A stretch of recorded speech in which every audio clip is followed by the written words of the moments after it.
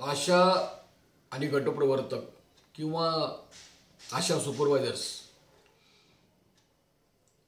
यांचा संप समाप्त झाल्यानंतर पुढे काय दिशा राहील याच्याबद्दल प्रत्येकाच्या मनामध्ये प्रश्न निर्माण होतो। अर्थात जो पहिला मुद्दा आहे तो हे सरकार GR कधी काढणार आहे। तर या दिवाळीमध्ये मंत्रिमंडळाची मीटिंग होणार नाही। दिवाळीनंतरच्या 7 दिवसानंतर मीटिंग होईल आणि GRचा निर्णय लागेल। अर्थात GR कधी येणार आहे याच्यासाठी आपण मनात संदेह न ठेवता आपण पुढच्या कामाला लागलं पाहिजे।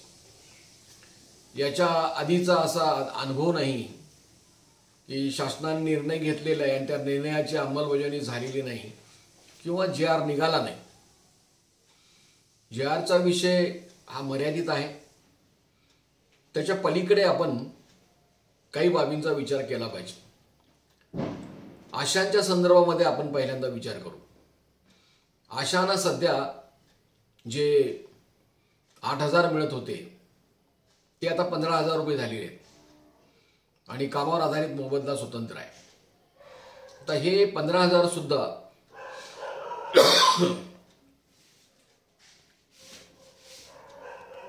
15,000बद्दल विचार करीत असताना सुरुवातीपासून भारत सरकारने आणि महाराष्ट्र सरकारने काही ती रक्कम देण्याच्या बाबतीमध्ये अटी घातलेल्या आहेत।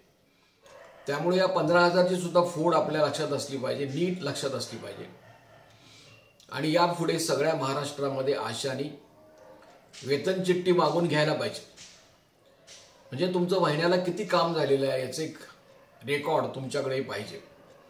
अन्यथा तुम्ही बँकेत गेलात, रक्कम जमा होणार, कशाची रक्कम जमा झालेली आहे, कशाची झालेली नाही, काय राहिलं का, हे वेतन चिठ्ठी असल्याशिवाय तुमच्या लक्षात येणार नाही। त्यामुळे आता वेतन चिठ्ठी तुम्ही मागणी करा, आग्रह धरा।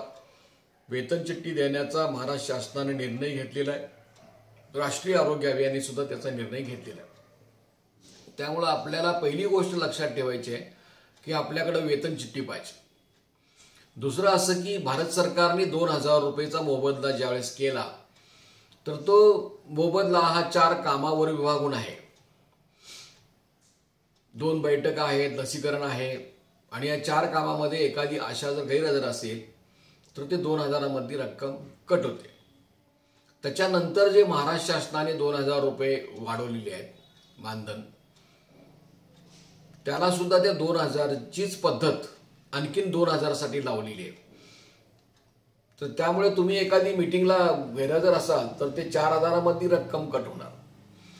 आता हे 4,000 झाले, त्याच्यानंतर आणखीन 1,000 रुपये वाढलेले आहेत की 2021 मध्ये पहिला संप केला, 2019 मध्ये 2,000 मिळाले, गटप्रवर्तकांना 3,000 मिळाले। दुसरा संप केला 2021 मध्ये, त्यावेळेस आशांना 1,000 रुपये वाढ मिळाली, गटप्रवर्तकांना 1,200 रुपये वाढ मिळाली। त्याच्याशिवाय 2020 मध्ये झालेल्या करारानुसार आणखीन 500 रुपये मिळाले। तर ही रक्कम 2,000 रुपये नंतर 1,500 रुपये, आशांचे 3,500 रुपये झाले आणि हे 3,500 नंतर मार्च 2022 मध्ये नागपूरमध्ये आपण मोर्चा काढलेला होता आणि त्याच्या वेळेस दिलेल्या आश्वासनानुसार आणखीन 1,500 रुपये वाढले। तर हे 5,000 रुपये झाले आणि 5,000 रुपये हे झाल्यानंतर एकूण जी बेरीज आहे ती 2 आणि 2 4, 4 आणि 1 5, 5 आणि आणखीन 500 वाढले 5.5 आणि त्याच्यानंतर 1,500 रुपये हे 2022 मध्ये वाढलेले आहेत, म्हणजे 7,000 रुपये झाले। हे पूर्वीचे 7,000 रुपये जे आहेत ते मंत्र्यांनी असं घोषित केलेले आहे तानाजी सावंत यांनी, त्याच्या दुप्पट रक्कम केली म्हणजे ते 14,000 झाली। आणि आरोग्यवर्धिनीचे काम जिथं चालू असेल तिथे आणखीन 1,000 मिळणार, म्हणजे ही एकूण बेरीज आहे ती 15,000 रुपये। अर्थात जिथे CHO नाहीत तिथे आरोग्यवर्धिनीचा लाभ मिळत नाही असं भारत सरकारचा निर्णय आहे, असं अभियान संचालकांनी मीटिंगमध्ये सांगितलं. तर ते आपल्याला मिळवून घेतलं पाहिजे, त्याच्यासाठी खास प्रयत्न केले पाहिजे ज्या ठिकाणी आपल्याला आरोग्यवर्धिनीचे पैसे मिळत नाही. तर हे अशा पद्धतीचे 15,000 रुपये आहेत. म्हणजे यातली जी रक्कम आहे ती 4 कामाशी संबंधित सुद्धा ती आहे, त्याच्यातले पैसे कट होऊ शकतात, त्याचं भान सगळ्यांनी ठेवलं पाहिजे. आणि ती रक्कम कसं कट होणार नाही याचं आपण लक्षात ठेवलं पाहिजे. याच्याशिवाय 74 कामं आहेत. म्हणजे 15,000 सोडून जी 74 कामं तुम्हाला कामावर आधारित दिलेली आहेत त्याचा मोबदला तुम्हाला वेगळा असणार आहे. त्याच्यामध्ये आणखीन एक बाब चर्चेमध्ये ठरलेली आहे की याच्यापूर्वी जनसी सुरक्षा योजना JSYचा जो लाभ आहे, जननी सुरक्षा योजनेतला JSYचा जो लाभ आहे तो जर अनुसूचित जाती किंवा अनुसूचित जमातीमधील जर कुटुंब असेल तरच त्या स्त्रीला तो JSYचा लाभ मिळतो आणि त्याबरोबरच आशांना मिळतो. परंतु APL मधला असेल तर त्यांना तो लाभ मिळत नव्हता, अजूनही मिळत नाही. भारत सरकारने ते धोरण घेतलेलं नाही. परंतु धाराशिव आणि कोल्हापूर या जिल्ह्यामध्ये जिल्हा परिषदेने असा निर्णय केलेला आहे की APL साठी ज्या केसेस होतील त्यांना जिल्हा परिषद स्वतःच्या फंडामधून ती रक्कम देईल. तशाच प्रकारे सगळ्या महाराष्ट्रामध्ये सर्व जिल्ह्यांच्या मध्ये जिल्हा परिषदेने तसा निर्णय करावा असं आरोग्य मंत्र्यांच्या मार्फत, आरोग्य खात्यामार्फत त्यांना कळवलं जाईल.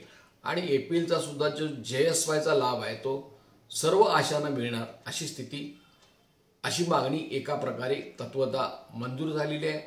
तत्वता म्हणण्यापेक्षा निर्णय झालेला आहे. आता या पद्धतीने हे झाल्यानंतर ही जी प्रक्रिया आहे सगळी, म्हणजे 15,000 रुपये आरोग्यवर्धिनीसह, त्याच्यानंतर कामावर आधारित मोबदला वेगळा आणि JSY बद्दलचं हे निर्णय झाल्यानंतर आता मुद्दा राहतो शिल्लक. या आशांच्या मनामध्ये एक शंका आहे काय, किंवा काही जण असा प्रचार करतात की ऑनलाईन कामाचं काय झालं. ऑनलाईन कामाची चर्चा ही 16 तारखेला संप सुरू झाल्याच्या पूर्वीपासून त्यांच्याशी आम्ही केलेली आहे, कृती समितीने केलेली आहे. ऑनलाईन कामाची सक्ती करता कामा नये हे त्यांना आम्ही सांगितलेलं आहे. सक्तीबद्दल ते काय बोलत नाहीत, परंतु त्याने असं सांगितले की हे जे सर्व निर्णय आहेत ते निर्णय हे भारत सरकारकडून येतात, त्याच्यामध्ये आम्ही काही बदल करू शकत नाही. तुम्हाला जर बदल करायचे असतील तर तुम्ही भारत सरकारकडे मागणी करा.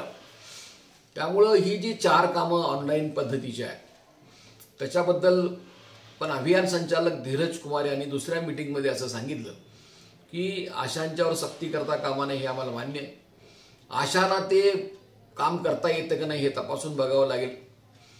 आशांच्या बाबतीमध्ये त्यांचं प्रशिक्षण योग्य प्रकारे झाले का हे सुद्धा आम्ही तपासून बघू. कारण आता CHO सांगतात आणि ट्रेनिंग घेतले म्हणून सांगतात, पण प्रत्यक्षामध्ये ऑनलाईन कामं जी आहेत ती आशांना नीट पद्धतीने शिकवली गेलेली नाहीत. हा मुद्दा आहे. जरी आपण 2 मुद्दे बाजूला ठेवले, कारण हे सरकार असं गृहीत धरतं की अँड्रॉइड मोबाईल तुमचाच असेल आणि तुम्ही रेंज असणे, त्यानंतर रिचार्ज करणे हे आशांनी बघावं असं ते अभिप्रेत आहे. कारण ते ज्या वेळेला कामं सांगतात त्यावेळेला. आणि दुसऱ्या बाजूला काही आशांची अशी एक इच्छा आहे म्हणा की मोबाईल आम्हाला नकोच, ती स्टाईल अंगणवाडीसारखं मारून आपल्याला चालणार नाही, तिथले अनुभवही वेगळे आहेत. तर तुम्ही अँड्रॉइड मोबाईल मागितला नाही घेतला तरी सुद्धा ही ऑनलाईनची कामं जी आहेत तो निर्णय जो आहे तो ती काय बदलणार नाही. आणि अँड्रॉइड मोबाईल सुद्धा ते द्यायला निघालेले नाहीत. त्यांनी ठरवलेलंच नाही ऑनलाईन मोबाईल तुम्हाला द्यायचं. असं पूर्वी 3 वर्षापूर्वी त्यांनी PIP मध्ये घातलं होतं, ते नंतर रद्द केलेलं आहे. आता ते म्हणतायत की आम्ही नवीन PIP मध्ये तुम्हाला टॅब द्यायचा निर्णय करू.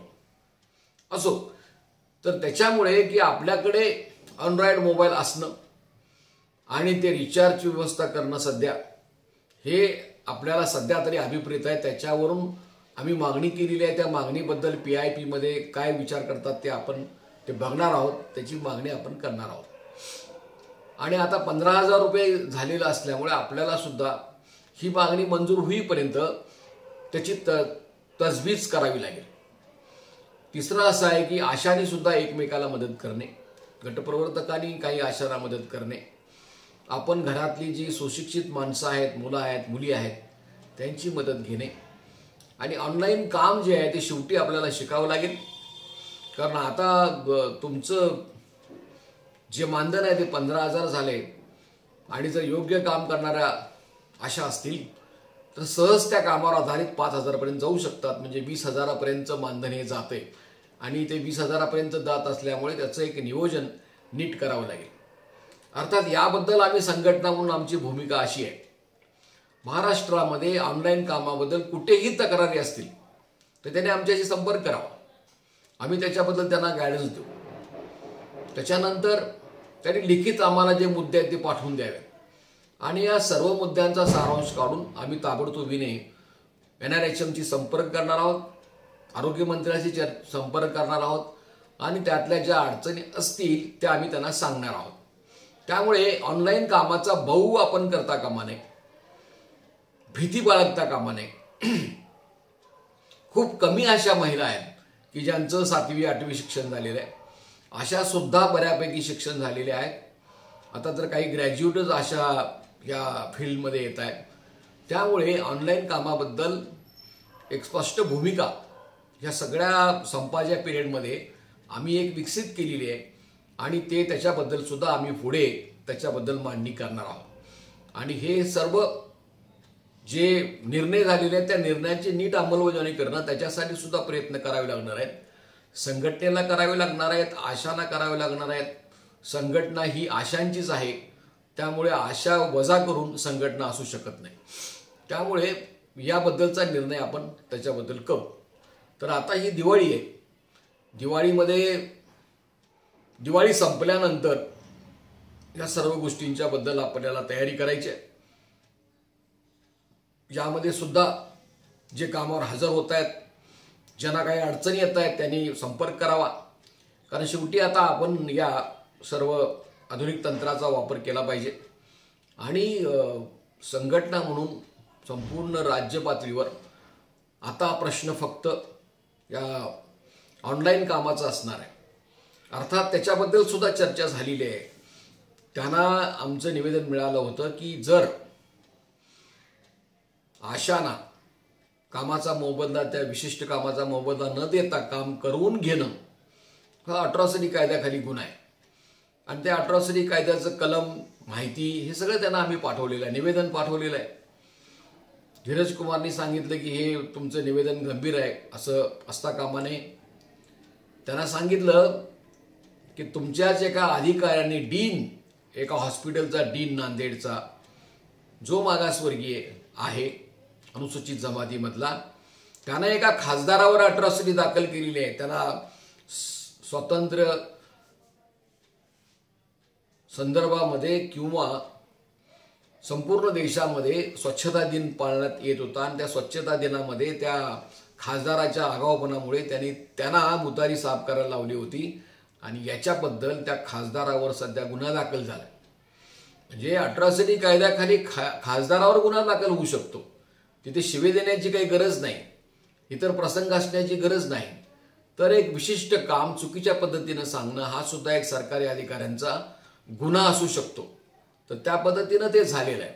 त्यामुळं आपल्याला ज्या ठिकाणी अडचण येईल त्या ठिकाणी आम्ही सहकार्य करू, मदत करू, संघटनेच्या माध्यमातून मदत करू.